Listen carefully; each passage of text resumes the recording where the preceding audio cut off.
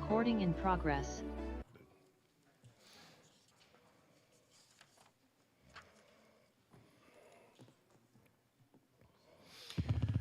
Good evening, everybody. I want to welcome everyone to the Geologic Hazard Abatement District Board meeting and City Council meeting.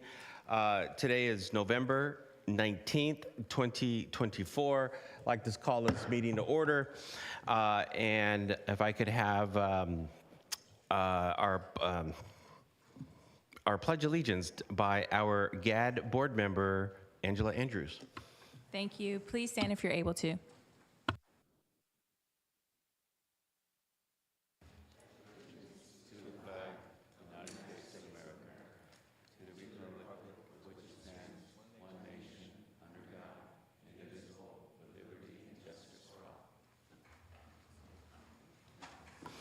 Thank you. From this point forward, to reference the Geologic Hazard Abatement District Board, I'm just going to simply say GAD. How's that? So I want to welcome everyone to the GAD meeting.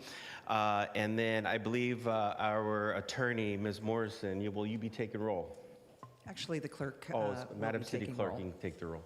Yes, good evening, Mr. Mayor and council members. I'm happy to do this. Member Andrews. Present. Member Bonilla Jr. Present. Member Goldstein. Present. Member Roach. Present. Member Syra. Present. Member Cermeño. Mayor and Chair Salinas. Present, thank you. Next is public comments. This section of public comments is specifically regarding the GAD board, and it's reserved for anybody that has a public comment on something that is on the agenda or not on the agenda. Do we have any cards?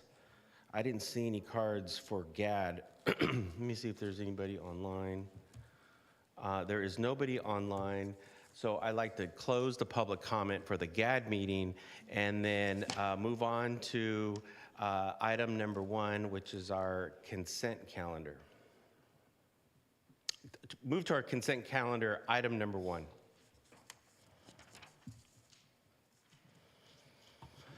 Are you looking for a motion? Yes. I will move the item. I second. Moved by Director Syrup, seconded by Director Andrews. And then next I'd like to, I open up for public comment. Seeing no public comment on the consent calendar, I close public comment, and moved by Director Syrup, seconded by Director Andrews and Madam City Clerk. Oh, we are going to take, we're going to take the vote on our system here.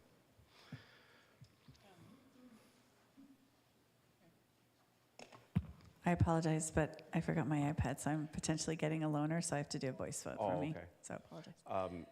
Director Roach forgot her iPad. She is unable to do her assignment this afternoon. No, I'm kidding. My vote is yes. Very good. Thank you. For some reason, I'm not seeing them, but I'll go ahead and just ask. Andrews? Aye. Bonilla Jr.? Yes. Syrup? Yes. Cermeño? Salinas? Yes. Thank you. Okay, and next is item number 2, which is our legislative business.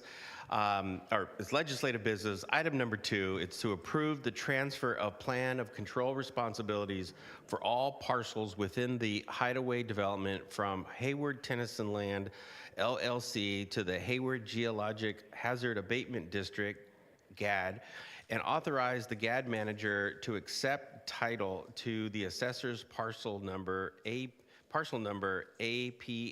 78C-806-4, parcel L, and APN 78C-807-1, parcel M. In tract, and I believe our GAD General Manager, Ms. Ralston, will kick this off. Thank you, Chair and board members. Good evening. I'm Haley Ralston, a project geologist with NGO, and NGO serves as the GAD manager for the Hayward GAD. I'm joined here by Amara Morrison with Fenmore Wendell, who serves as a GAD clerk and legal counsel for the Hayward GAD. And tonight before the board is Resolution 24-02, approving transfer of the plan of control responsibilities and accepting fee title for parcels L and M within the Hideaway development, formerly known as the Erstead property, within the Hayward GAD. On February 26, 2019, the Board of Directors approved a plan of control for the Hideaway development, which outlined a process for the developer to transfer long-term monitoring and maintenance responsibilities to the GAD when specified conditions had been met. Additionally, on May 7th, 2019, the Board of Directors approved the engineer's report for the Hideaway development, which set a minimum reserve requirement of $91,000 to be accumulated through GAD assessments prior to transfer of GAD responsibilities. The GAD's responsibilities within the development and parcels L and M are described in the plan of control and are similar to other responsibilities that the GAD currently has within the reserve development within the Hayward GAD. And these responsibilities typically include open space monitoring for geologic hazards, preventative maintenance such as weed abatement and storm drain facilities maintenance, and some landowner duties. So to initiate the transfer process for the Hideaway development, the developer, Hayward Tennyson Land LLC, reached out to the GAD manager offering all parcels for transfer within the Hideaway development in January of 2023. The GAD manager provided the developer with a punch list letter dated May 18th, 2023, which is included in the staff report, summarizing the conditions of acceptance of future GAD-owned and maintained parcels, GAD-maintained parcels L and M in the development area. In October of 2024, the developer notified the GAD that they addressed the items identified in the punch list letter, and the GAD manager re-inspected the GAD-maintained improvements within the Hideaway development.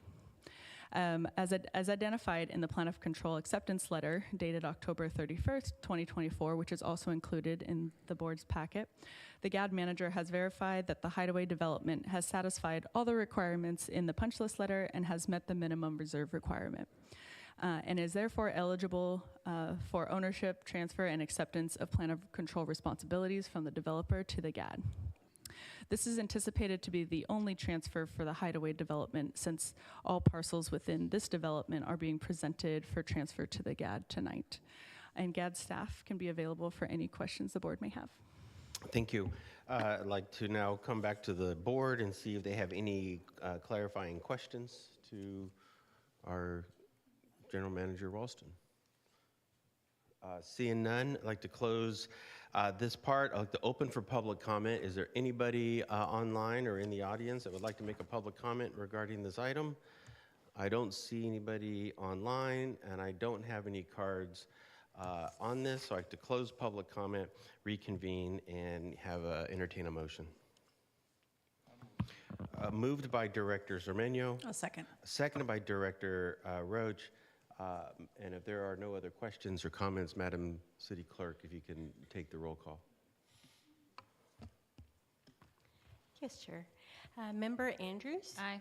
Member Bonilla Jr.? Yes. Member Goldstein? Yes. Member Roach? Yes. Member Syra? Yes. Member Cermeño? Chair Salinas? Yes, and it unanimously passes. Thank you. Next, we move on to our GAD Manager's Report. And Ms. Ralston, do you have a report? Just brief summary of that the GAD has finished its fall maintenance in preparation for the winter. I know there are some rains expected this week, and we feel prepared. The site has performed well over the summer. No major items to address, but we'll be ready to respond depending on how the winter goes. And at this time, we don't anticipate any other items to be brought back to the board yet, but we do know there are some out there related to the GAD, so we'll look forward to coming back to the board soon. Great, thank you. Appreciate that. So I'd like to close the General Manager's report, move on to GAD Board Members' reports, referral, and future agenda items. Seeing none, I'd like to close this. And our next GAD meeting, there are no future meetings are scheduled. All future meetings will be noticed. and I'd like to adjourn it. Meeting adjourned. Thank you. And I'll give it a minute so that we can have staff transition.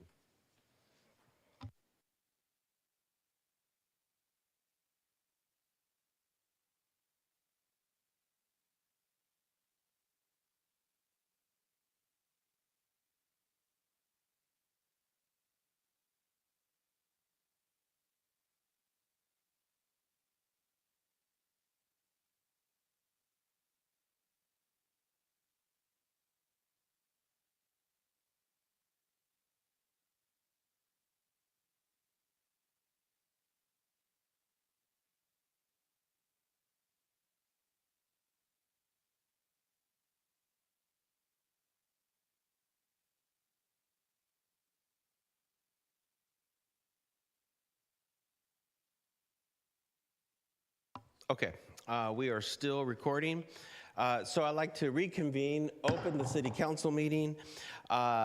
Today is November 19th, 2024. I wanted to welcome everyone to the city council meeting.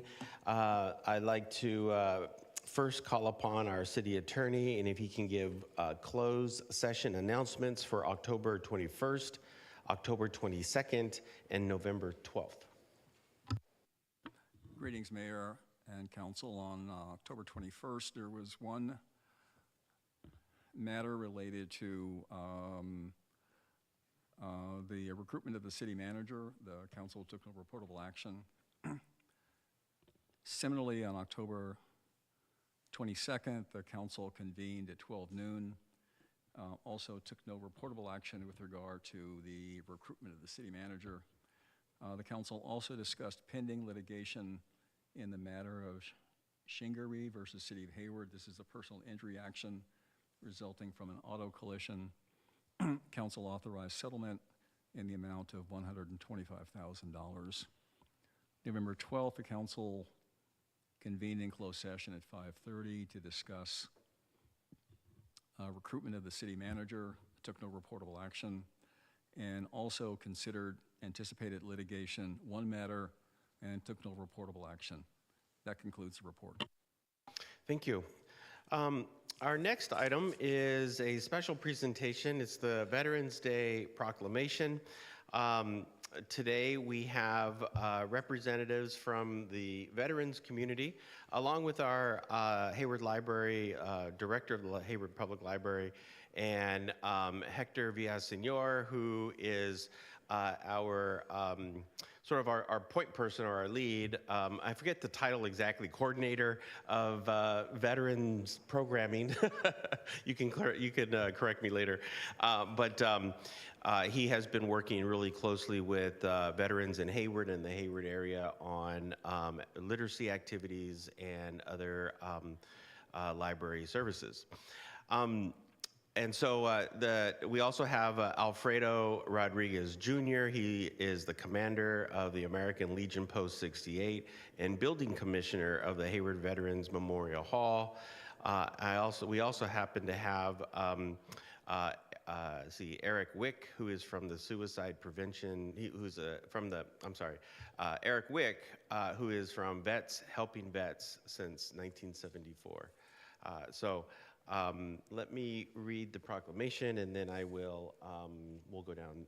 I'll give it to the individuals, and then we can take a picture. Okay. Can you hold that?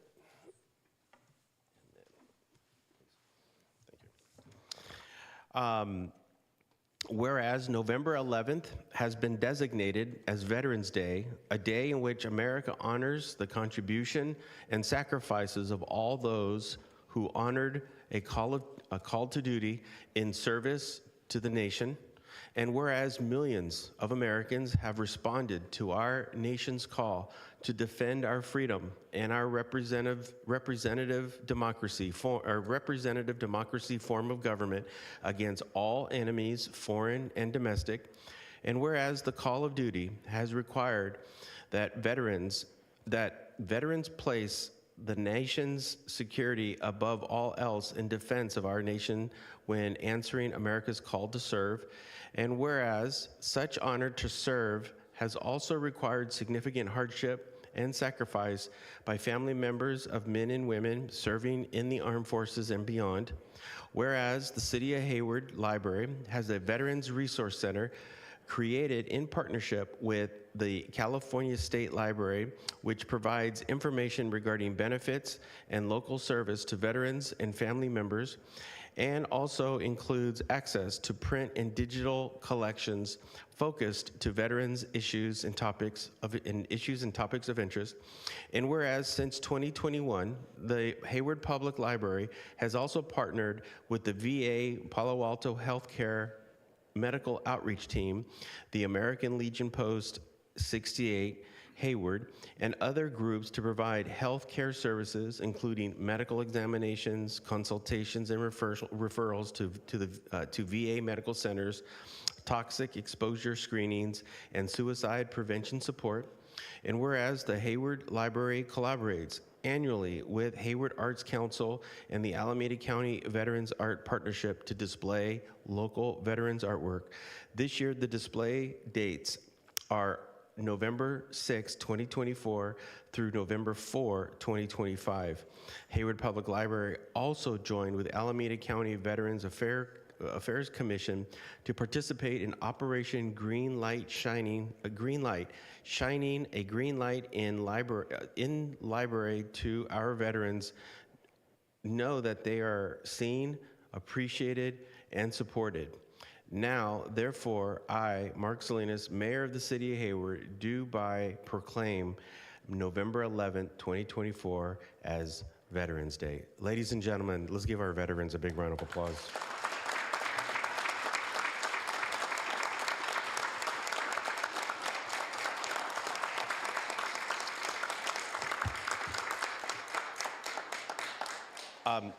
Also just a comment, for many generations, the City of Hayward has sent sons and daughters all over the world to serve in the U.S. Armed Forces.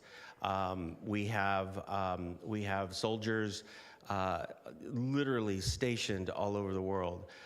Those soldiers, not only are they serving honorably and serving with dignified service, but they have represented our city and represented this area with just the highest level of character, of morale, and of just courage. So thank you very much. And Mr. Rodriguez, you and your group and all of your team have certainly made sure that Hayward's sons and daughters that are in the U.S. Armed Forces remain front and center in this community. So thank you very much for all of your work.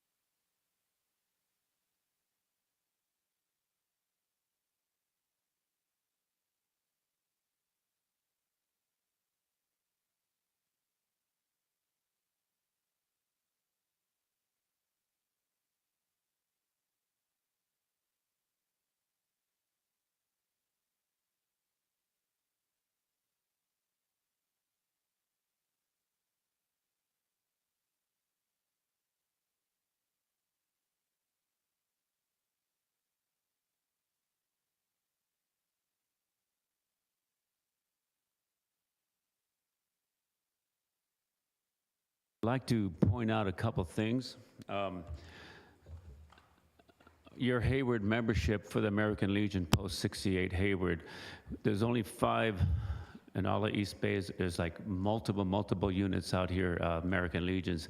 Only 5 made 100% membership. Hayward is the only one to make 114% membership. So we have a large group of members. At the end of June, our calendar year ends on end of June, starts July 1st, we had 291 members here in Hayward. So that's outstanding. So we're keeping our work going. We keep helping our local veterans. If you know anybody that needs help or needs some kind of services, send them to me, send them to Hector. We work together, and we're more than happy to help them. Thank you. Thank you so much.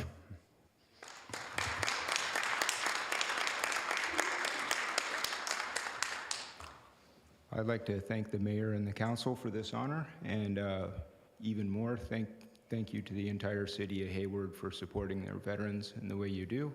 I work all over the Bay, and frankly, Hayward's top of the heap when it comes to taking care of your veterans, and that's great to see, and I'm honored to be a part of that. Thank you.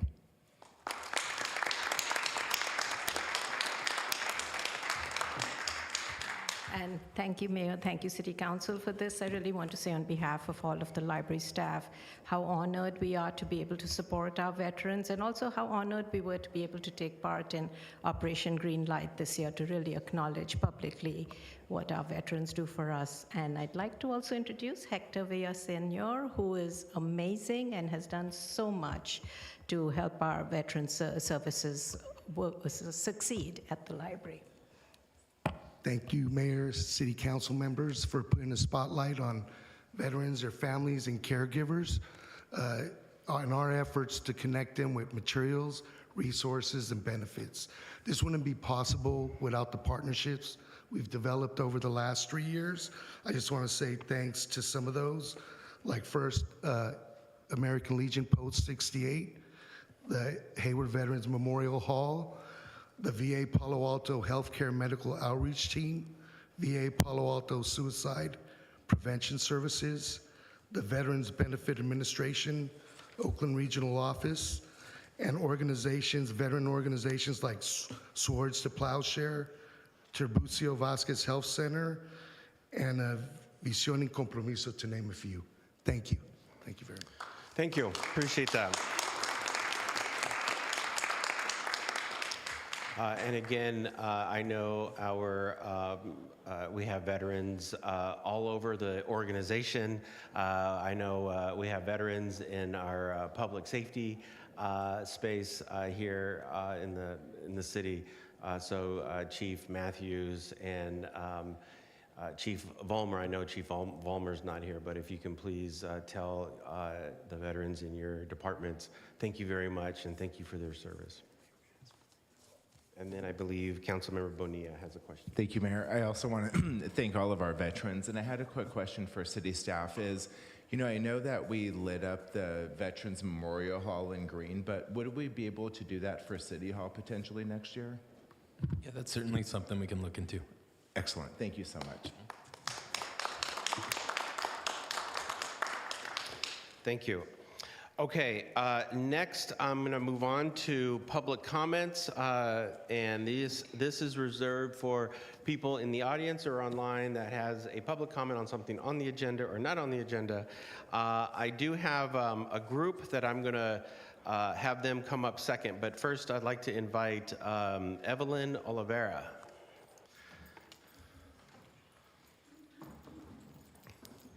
And when I see purple, it has to be SEIU 1021.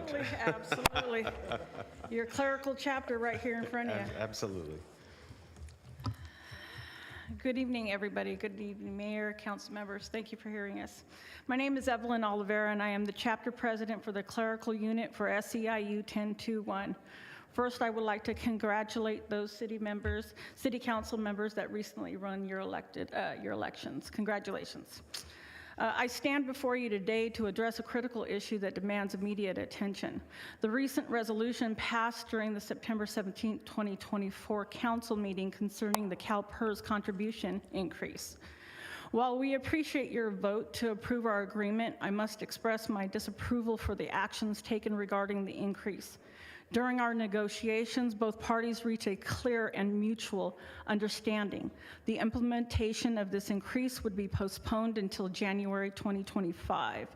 We all recognize that Although the increase was forthcoming, a comprehensive discussion mandated through the Public Employee Relations Board process was to take place during the upcoming December council meeting. Regrettably, this essential dialogue had not occurred.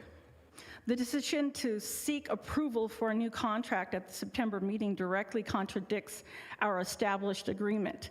This is not merely a procedural oversight, it undermines the integrity of our negotiation process and raises serious concerns about the transparency and honesty of our communications.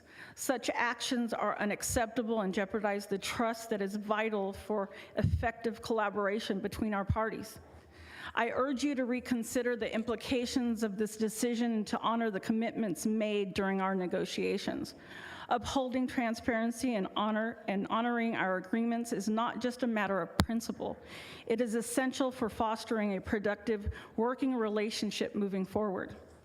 This action has effectively silenced our voices and undermined our collective efforts. As representatives of our union members, I feel compelled to publicly voice my disapproval regarding this improper decision, which starkly deviates from the terms we agreed upon during our contract discussions. Thank you for your attention to this urgent matter. I implore you to take this situation seriously and to work towards a renewed commitment to transparency and collaboration. Together, we can build a more equitable and respectful partnership. Thank you, and good evening. Thank you. Our next item is, or our next speaker is Andrea, is it Nayarayan?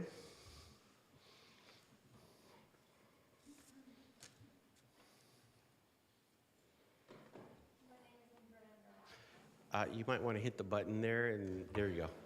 My name is Andrea Narayan. Good evening, council members and Mayor Salinas. My name is Andrea Narayan, an incoming pre-law student on a gap year, serving as a youth advisory council member. I'm here to support a 100% smoke-free multi-unit housing policy to protect residents from secondhand smoke. This policy improves air quality, reduce fire risk, and make homes healthier and safer for everyone. Hayward doesn't have policies to protect people in multi-unit housing from secondhand smoke, which is why this issue was identified as a key priority in the city's 2024 strategic plan. Before moving on to new strategic priorities, it's crucial to address this policy and the health and safety concerns it aims to resolve. Many community members, including the Alameda County Tobacco Control Coalition, are ready to provide support to ensure its success. We hope you will take new steps to move this policy forward. Thank you for helping make Hayward a safer, healthier community. Thank you. Next speaker is Trinity, is it Sins or Signs? Signs.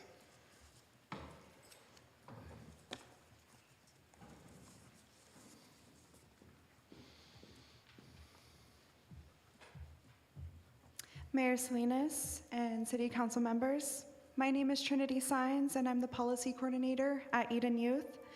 It's been a privilege working alongside community organizations, agencies, and the residents of South Hayward and our youth, advocating for a 100% smoke-free multi-unit housing policy. This policy aligns with your Hayward goals for public health and environmental stewardship. The American Lung Association has highlighted that the City of Hayward does not have policies in place to protect residents in multi-unit homes from secondhand smoke, which is why this item has been prioritized in the city's strategic plan for 2024. The proposed policy would prohibit smoking in all multi-unit housing units, including balconies and patios, to protect residents from secondhand smoke, reduce fire risks, and support cleaner indoor air. It would also establish clear signage requirements, tenant education provisions, and enforcement guidelines to ensure effective implementation. We understand that resources may be limited, but many community partners are ready to assist with drafting, implementation, and evaluation of the policy. As a member of the Alameda County Tobacco Control Coalition, I'd also like to offer technical assistance that our coalition can provide to help ensure that this policy is a success for the city. It is especially meaningful to continue this work with our re-elected council, chosen by community members that are here with us today. While I understand you may not respond directly, we welcome any guidance on what further information or support would help move this policy onto the agenda as the next step. Thank you for your dedication and leadership in the city of Hayward. Thank you, and thank you for your work in this space. Appreciate it. Thank you. Our next speaker is it Shavia Gridalar? And I apologize if I mispronounce your name. Good evening, Mayor Salinas and fellow City Council members. I'm Shavia Gridalor, and I'm a student at Foothill High School, and I am a part of the Hayward Youth Advisory Council. I want to bring attention to the dangers of secondhand smoke, especially for those living in multi-unit housing. It's not just an issue for the people who smoke, it's also an issue for pets, plants, and kids just like me, who have no choice but to breathe in this secondhand smoke. It is harmful to everyone and can cause serious health issues like cancer and breathing problems. No one should have to live in an environment that puts their health at risk. I'm asking for a 100% smoke-free multi-unit housing policy so that we can protect our community and create a healthier environment for everyone, including our animals. It is important for the future of Hayward, and every action we take makes a difference. Thank you for your time and consideration. Thank you. Thank you. Our next speaker is Julia Patel.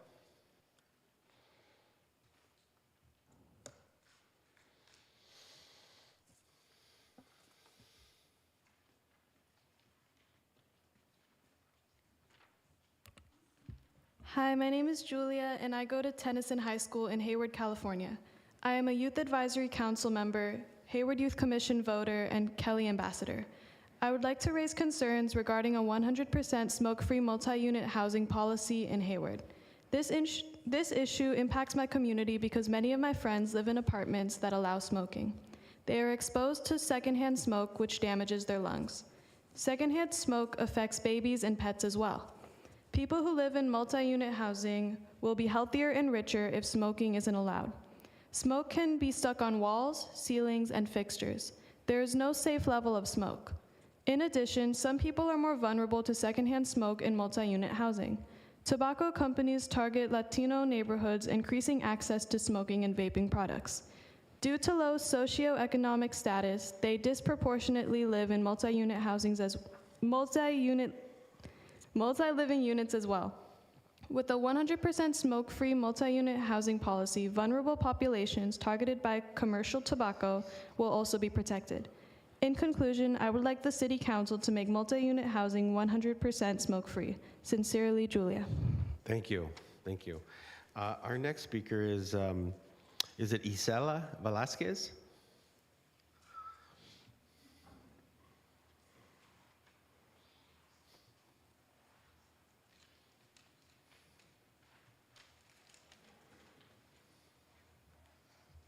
Hello, I'm Isela Velasquez. I am 15 years old and currently living in Hayward. I go to Mount Eden High School and I am currently a member of Youth Advisory Council at Mount Eden. I am here to raise concerns about secondhand smoke and the establishment of a 100% smoke-free multi-unit housing policy and the impact it would have on our community. The reason I am here to raise awareness about this is because in the Youth Advisory Council, we're constantly researching the effects of second/third-hand smoke. We notice that second-hand and third-hand smoke deeply affects our community and attacks our health as humans. There is no risk-free level of exposure to second-hand smoke, and even short-term exposure can potentially increase the risk of heart attacks. I believe that by creating smoke-free multi-unit housing, our community will be impacted in many positive ways. According to the NYC Gov, for owners, 100% smoke-free housing provides less property damage and lower maintenance costs. For residents, the units are cleaners in these homes and they have cleaner environments in general. In 2014, a poll of city voters revealed that 70% of voters wanted to live in smoke-free housing units. In 2022, Hayward residents were surveyed by BASTA, and 6 out of 10 residents were exposed to secondhand smoke daily, which impacts their community and their health by the exposure of secondhand smoke. In summary, I ask that the Hayward City Council and Mayor Mark Salinas bring to light and establish 100% smoke-free multi-unit housing for the improvement of our community and our environment. Thank you. Thank you. Our next speaker is Gurpreet Bella.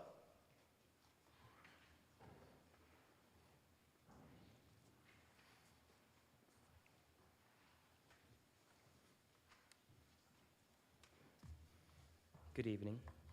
Dear Mayor Salinas and respected City Council members, my name is Gurpreet Bella.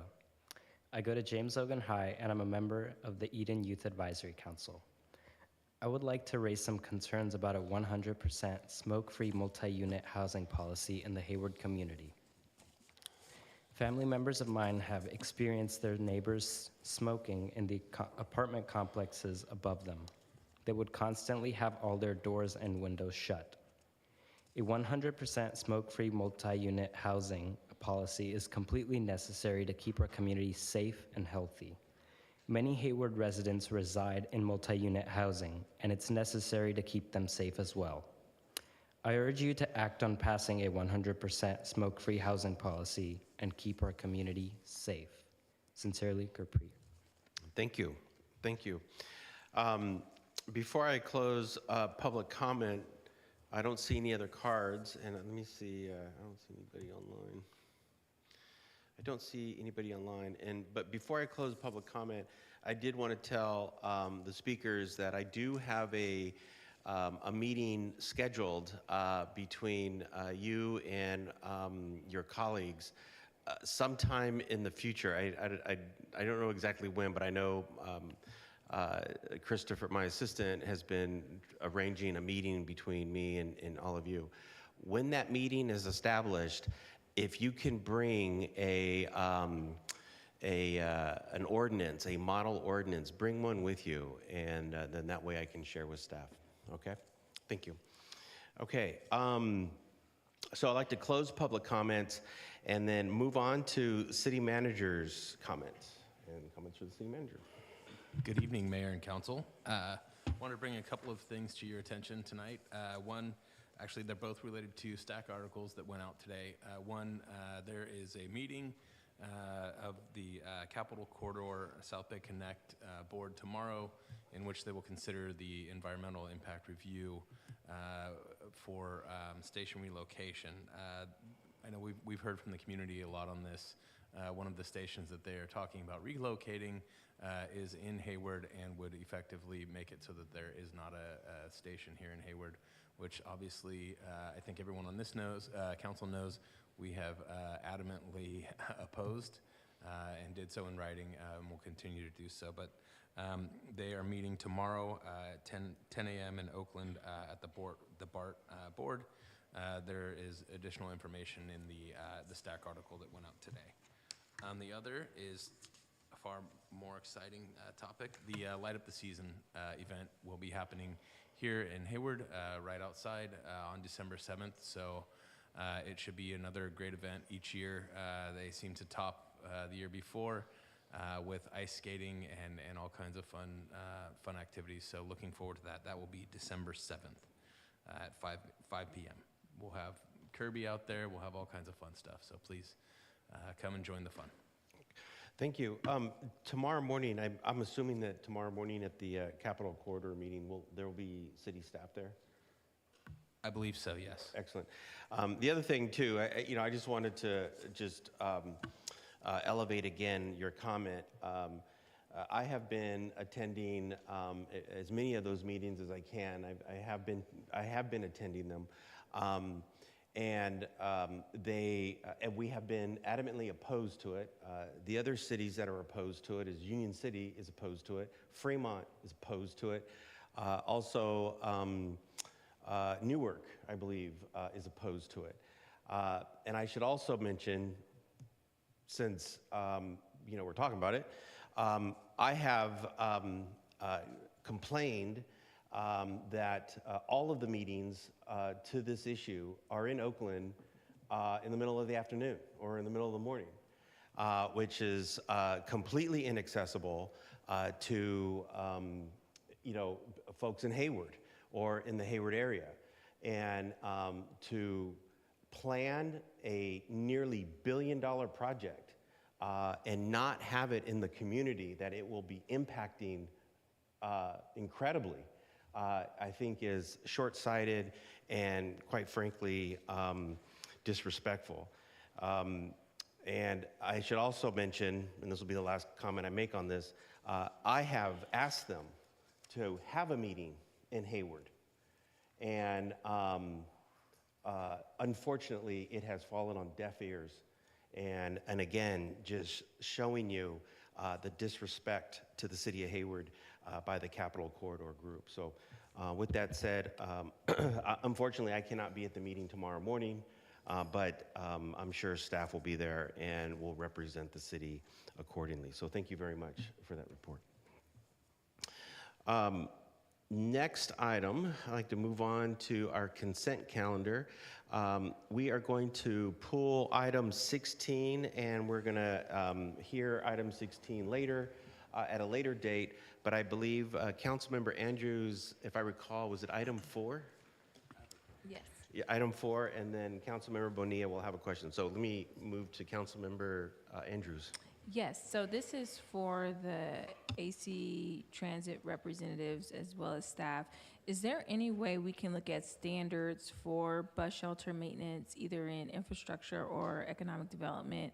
I also want to see if it's possible we can look at some kind of policy or point system in improving our bus shelters, and looking at if there's a new development, can we look at the design if it's nearby a bus shelter? So want to see the differences of what we see at Twin Bridges versus what we see across the street on Mission versus what we see in West Tennyson.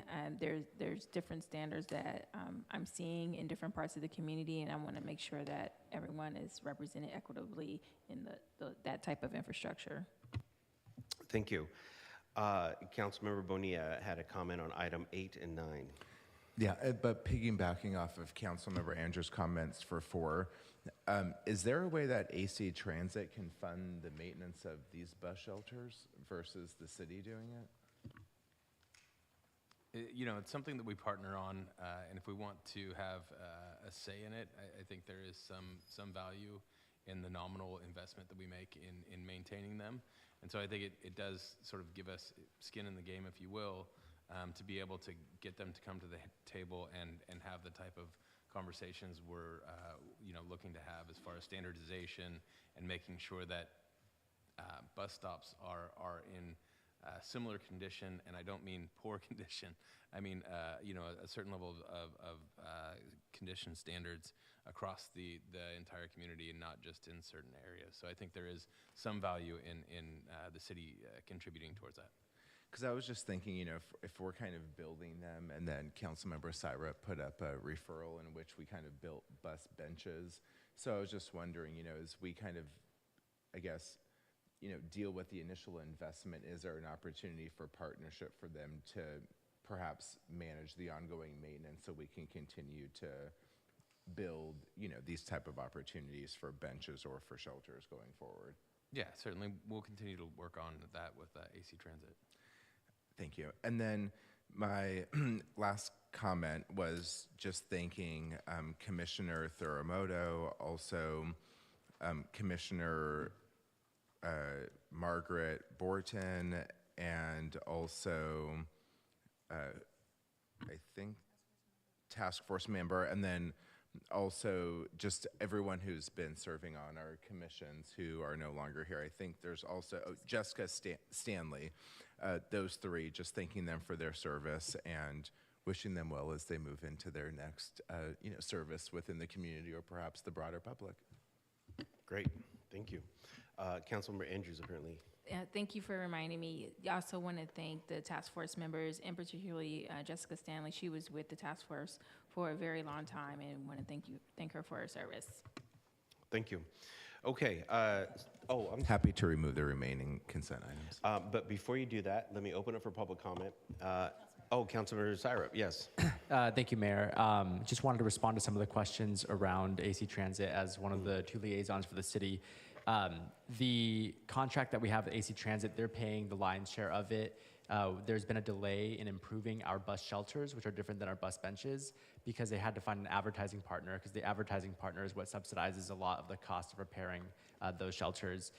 When we did the bus bench pilot, part of our contribution was AC Transit launching an accessibility study across bus stops across the city. We paid just for the material and labor of the benches, but they paid entirely for staff time for that accessibility study.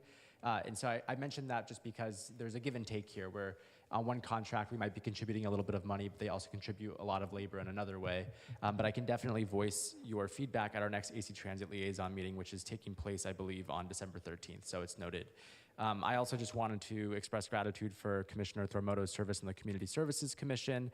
He was one of our longer standing members in this current iteration and served as parliamentarian very well for a very long time, so I appreciate his service. And thank you to the other task force members that have also served the city. Thank you.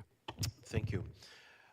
If no other questions, I'd like to open up for public comment. I don't see any public comment, and I don't see anybody online, so I'd like to close public comment, and then I'll entertain a motion. And I believe Councilmember Bonilla was going to move it. I'll second. Move it.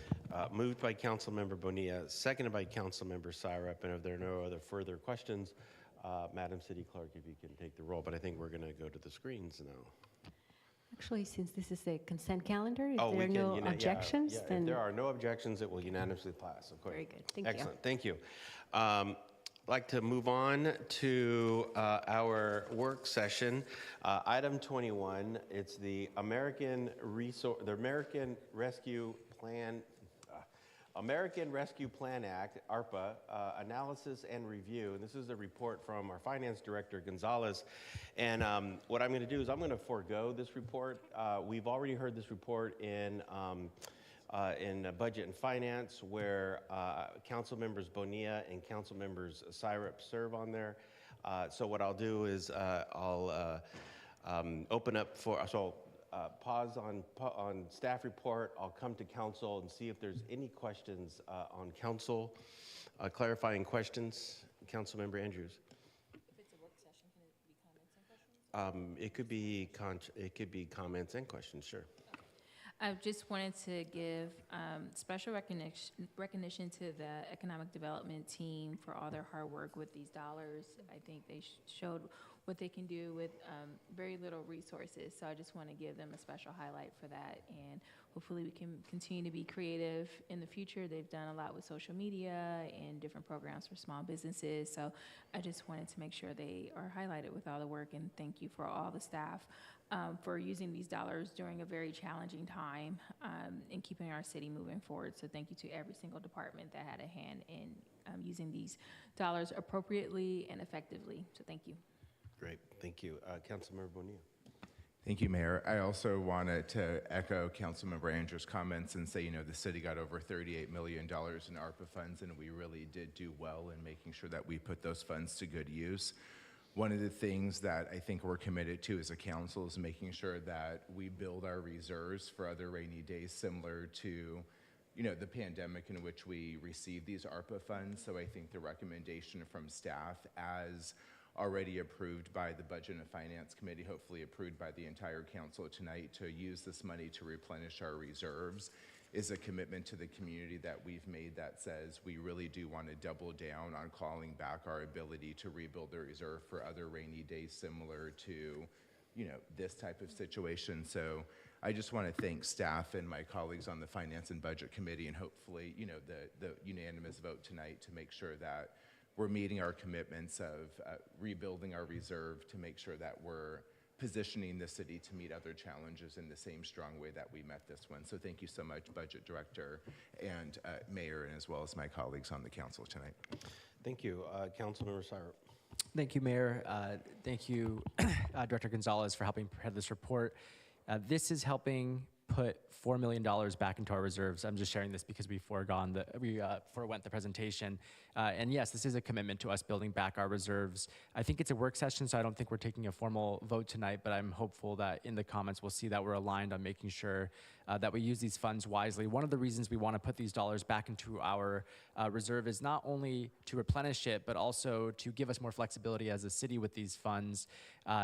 If these funds aren't spent by a certain time, I believe we lose them. Is that correct? Yes, that's correct.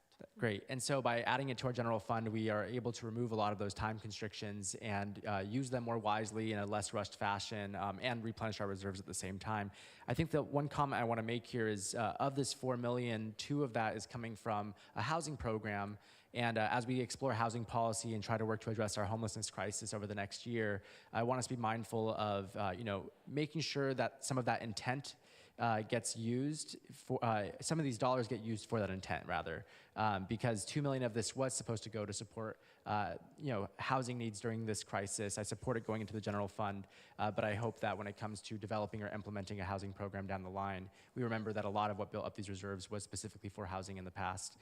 So I just want to encourage my fellow colleagues up here to keep that in mind as we look at new projects in the new year. Thank you. Thank you. I don't see any other hands, so I'd like to close council questions, go to public comment. I don't see anyone in the room, nor do I see anyone online. I'd like to close public comment and end this item and move on to legislative business, which is item 22, which is the fiscal year 2025 salary plan amendment. Adopt a resolution approving an amendment to the City of Hayward salary plan for fiscal year 2025. And this is going to be coming to us by way of our Human Resources Director, Brittany Fry. But what I'd like to do is I'm going to forego staff report and then come straight to council questions and see if there are any. This is a legislative item, so first I'd like to see if there's any clarifying questions or questions to staff. Seeing none, I'd like to close this, move on to public comment. I don't see anyone in the room, nor do I see anyone online. I'd like to close public comment, and I'll entertain a motion. I'm happy to move the item. Moved by Councilmember Bonilla, seconded by Councilmember Cermeño.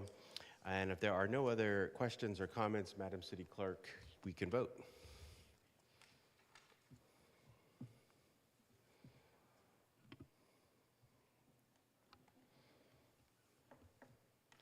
Go ahead and try the system. Let me know if you're able to vote. Okay.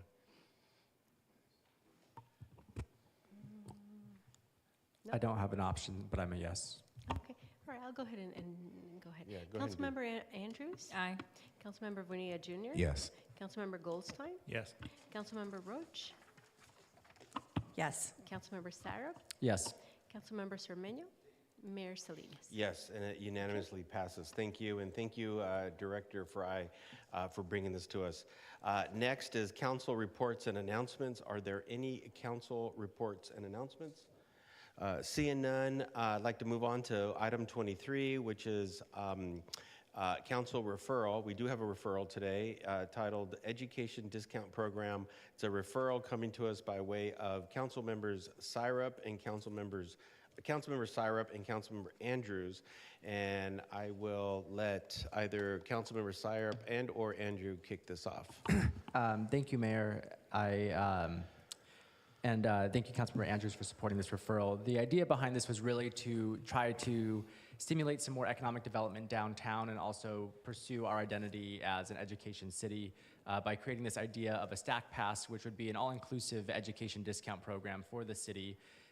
When I say all-inclusive, there are some student discount programs that exist, for example, at Cal State East Bay, but only apply to East Bay students. We have HUSD, we have the Eden ROP, we have Chabot College, we have cosmetology schools, we have medical and chiropractic schools. I mean, we truly are an education city. And so to me, that's an untapped customer base, and when students come, they bring their families, and their parents could also be customers too. So how do we really communicate this identity as an education city, provide more convenience for our residents? That was the intent behind this, and I had originally had conversations with the ASI student president, Nolan, and ASI staff around this, where they were interested in mirroring some of the discounts the city could provide while they look at discounts out in Oakland and Concord, because they have satellite campuses too. So this was always meant to be a collaborative partnership, not an overtaking of a prior program. And really the motivation behind having the city do it harkens back to that saying, if a tree falls in a forest and no one hears it, did it actually fall? If a discount exists and nobody knows about it, does it actually exist? And the city is in a position where it has relationships with all these different institutions and the promotional capability to get the word out, both through the school district and through the city's promotional newsletter and social media, to really get folks to engage around this, which is, I think, one of the reasons why the prior discount program struggled. There wasn't a lot of promotion, there wasn't a high concentration of Hayward businesses, and the hope here was to correct for that with this program. Staff's analysis, they're focusing on special events, which has been a priority for our city for a very long time, and I have a lot of respect for that. I understand that the Community and Media Relations Department has a lot on their plate, so I won't be pushing this to a vote tonight. I just wanted to express a desire for this program. I still will try to pursue this independently. I did want to comment on some of the hours in the staff capacity part of the discussion section, because I think I do take a little bit of issue with how we are scoping projects.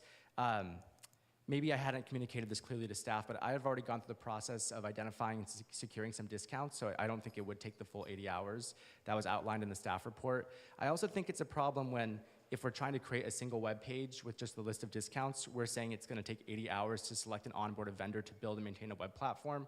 To me, that represents a kind of operational bloat that I want to call out. That, to me, is a little alarming because it feels like we're overcomplicating a project when the request was much simpler.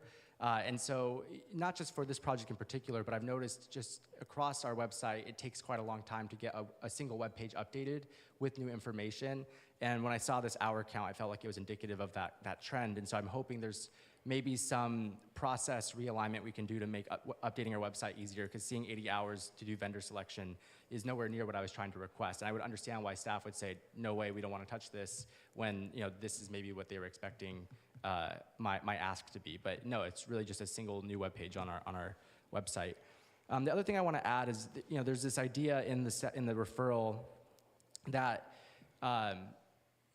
council asking local businesses to provide residents with a discount, might be putting them in an uncomfortable position because we're council members. Council members are asked to negotiate on behalf of the city all the time with developers, with labor partners. I think we're here to try to make something work for our small businesses and our residents. And I've had a number of conversations with small businesses that are very excited about the idea or have just told me, no, I'm not interested in offering a discount. I think it's okay for us as council members and representatives of our residents to make these asks, because ultimately what we're trying to do is find new benefits for our whole community altogether. And a lot of the business owners, maybe I could be biased or blind to this because I am a council member asking, seemed really excited by the prospect of attracting new business, really, which is what this program is about. So I just, I'm happy to accept the recommendation in the staff report to not pursue this unless we want to deprioritize special events, which I'm not in support of. But I just wanted to name some of the areas that I had issue with in the staff analysis. I think the staff analysis may have overcomplicated the ask, and I didn't appreciate the way they portrayed the role council can play in helping accelerate city projects. When staff knows how to leverage council the right way, we can get things done faster, and I don't think that should be seen as like not playing fairly. So anyways, I'm happy to pass the mic to Councilmember Andrews if she wants to share any thoughts on this referral, but thank you, staff, for evaluating it. I appreciate your time and interest and input, and I will continue to find a way to develop this independently. Thank you, Councilmember Sapp, for bringing this forward. I am interested always in stimulating our economy and really appreciated the list of businesses that were included, because it wasn't just downtown, it was actually throughout the city, and hopefully we can look at something in the future to promote a discount program for students. And I am interested in reviewing the alternatives that staff have identified and I hope that it could be discussed further during the strategic roadmap. I felt that the referral was kind of giving staff a little bit of a heads up of something that I would be potentially interested in discussing. So if that is something that we continue moving forward, I would be definitely interested in doing that. Also appreciated us adding the different educational institutions, including apprenticeship programs. A lot of folks do not consider those groups when we are looking at student discounts, but they are students, they are learning, and so those folks need help with getting goods for themselves. So hopefully we can continue working with our labor partners and as well as our educational institutions to make sure that our residents and folks who are in Hayward are able to access the goods and food and all the other things here that Hayward has to offer at a reasonable rate. So hopefully we can bring this discussion back during strategic roadmap, and hopefully we gave enough notice to staff that we are going to be looking at creative ways to help our city. Thank you. Thank you. I just wanted to thank Councilmember Syrup and Councilmember Andrews for bringing this forward. You know, as I'm sure Councilmember Sermenio knows, the moment you sit in a chair and listen to instruction, you are a student at the end of the day. So, so thank you. I will look forward to this coming back in some kind of reiteration and refinement and so forth. So I appreciate that. With that said, I'd like to move on to adjournment. We will not have a meeting on November 26, 2024. Our next meeting will be December 3rd, 2024 at 7 p.m. And our Chief of Police, it is 8:02. I'm just saying. Meeting adjourned.